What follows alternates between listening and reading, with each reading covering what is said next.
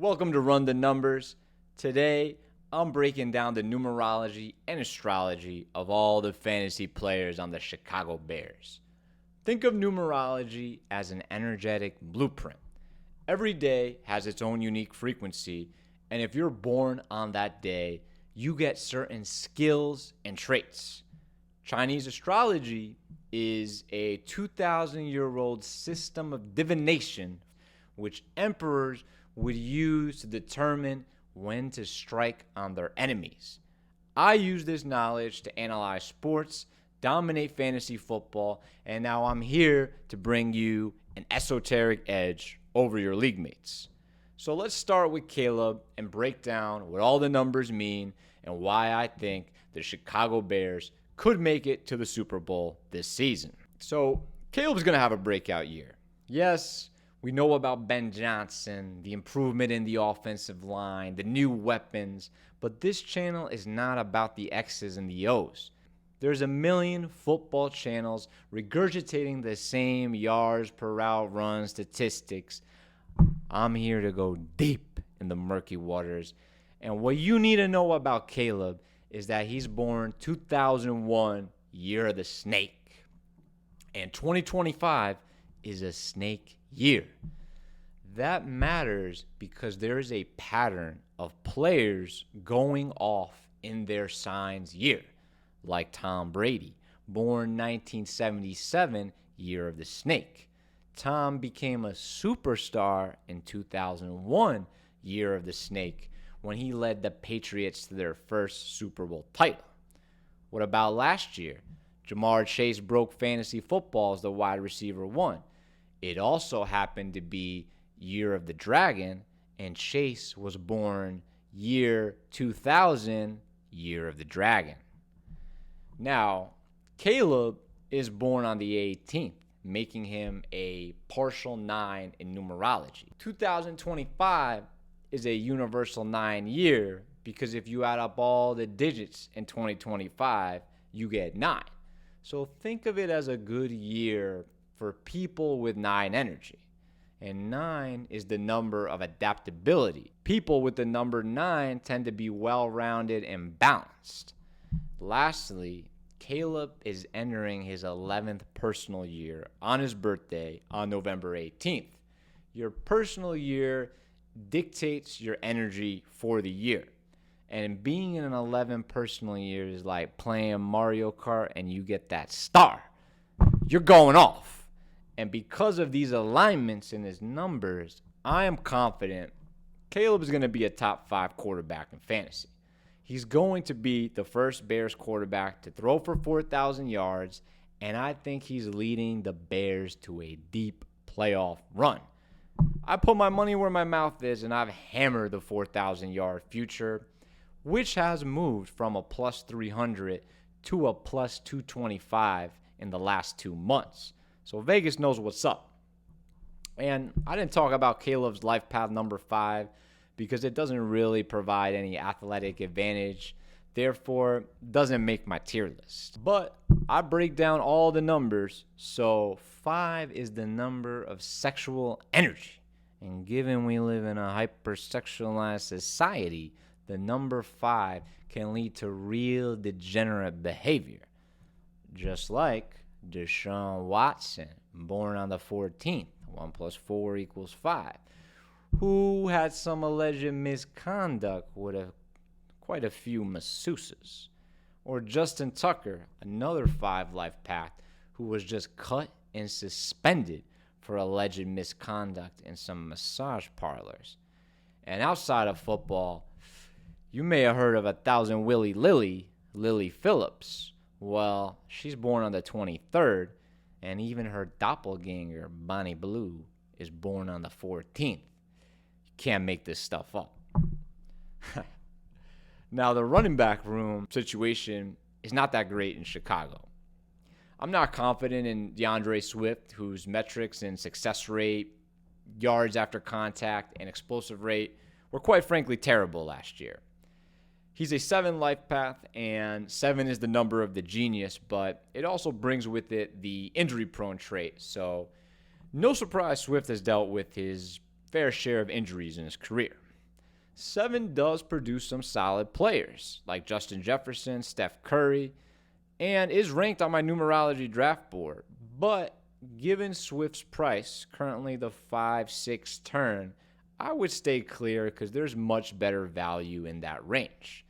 Now, everyone's talking about Kyle Manangai, another player I'm not high on. He's 5'9", ran a 4.6 40, and he has a low burst score. So I don't know about you, but if I was building a team and I had a smaller size back, I would want them to be fast. And there's nothing about the combine performance or Manangai's numerology that tells me he's going to pop. The partial 6, one of his numbers is the number of home and family. So yeah, that doesn't really help in the arena, and it doesn't make the tier list. Now, the running back I'm most optimistic about in this room is Roschon Johnson. He's the biggest and most physical back of the 3. And despite there being a new coaching regime, I think he's most likely going to remain the goal line back.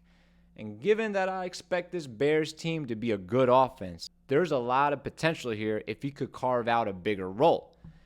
And I like Roschon's numerology. He's an 8 life path, and 8 is the number of power, same number as his college teammate, Bijan Robinson. And the partial 4 is a solid combination with the 8 because 4 is the number of a strong work ethic. So I know he's putting in the reps.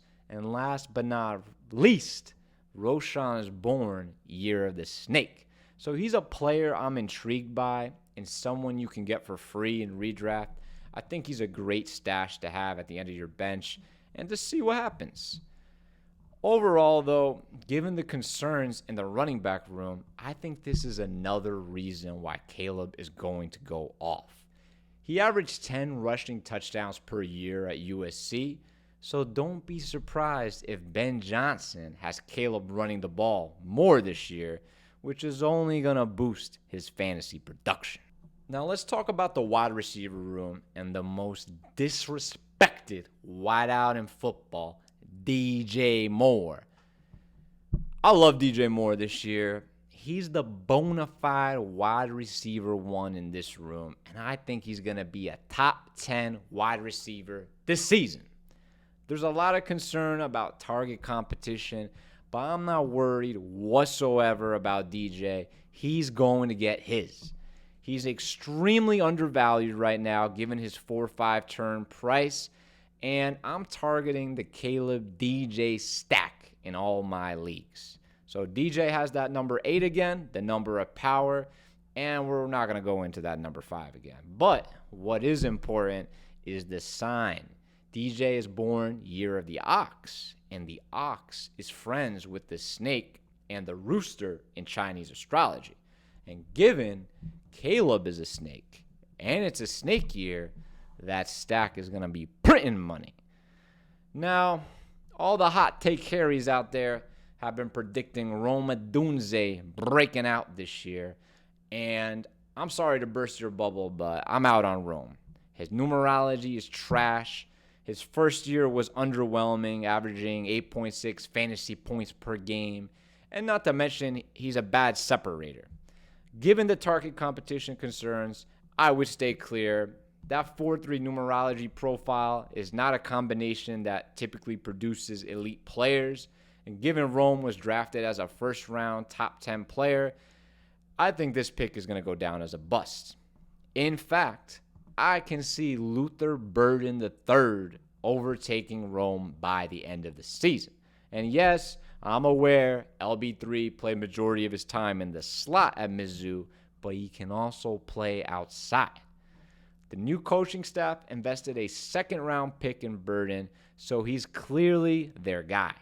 Burden also has the coveted 11 life path in numerology, which is in the S tier.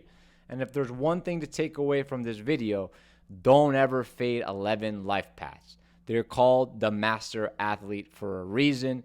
We're talking Michael Jordan, Kobe Bryant, Pele, Maradona. Now, Burden is currently dealing with an injury, so he's going to miss a portion of training camp, which could lead to a slow start. But just go back and watch his college tape at Mizzou. The man is electric. If you get sniped on DJ Moore, I would draft Burden late for that second half of the year rookie breakout. And finally, the tight end room. You'll notice both players have the number 1 in their numerology, which is the number of the alpha, the other S-tier number in numerology. And I think this is going to be the most frustrating tight end situation in fantasy football. For some reason, people are completely discounting Kmet.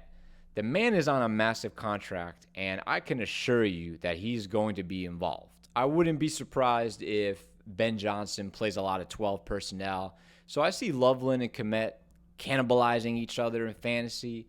Loveland is also dealing with an injury right now, so that could affect his early season availability. And it also makes it tough to say where Loveland's going to land in fantasy drafts. But I like him. I like his numerology. And I see him breaking out in year 2. But for this year, I want to stay clear of this room altogether because when both tight ends are healthy, you're going to be left frustrated week to week. But overall, it's a quarterback league, and this is the year of Caleb Williams and the Chicago Bears. Subscribe to Frankie Football and let me know what team you want me to break down next. Peace.